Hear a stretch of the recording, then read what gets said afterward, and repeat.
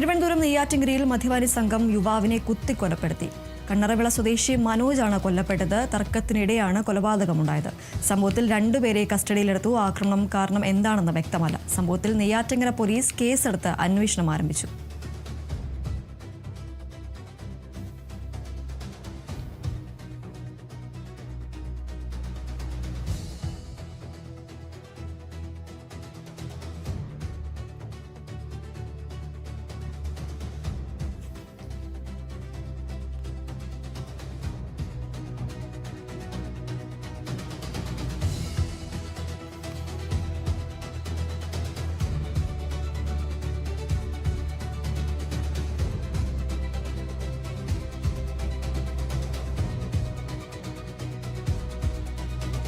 കണ്ണൂർ തളിപ്പറമ്പിനടുത്ത് പൂമംഗലം തോട്ടിൽ ഒഴുക്കിൽപ്പെട്ട 3 വയസ്സുകാരനെ കണ്ടെത്താനുള്ള തെരച്ചിൽ പുനരാരംഭിച്ചു.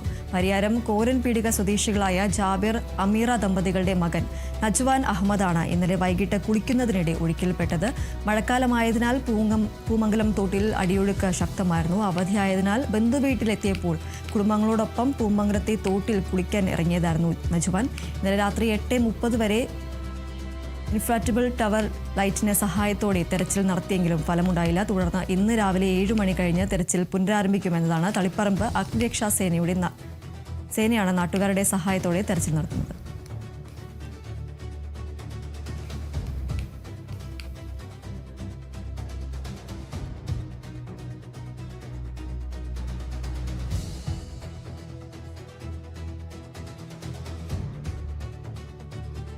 കോഴിക്കോട് പൂനൂർ പുഴയിൽ ഒഴുക്കിൽപ്പെട്ട യുവാവിനെ വേണ്ടിയുള്ള 2ാം ദിനത്തിലെ തെരച്ചിൽ പുനരാരംഭിച്ചു.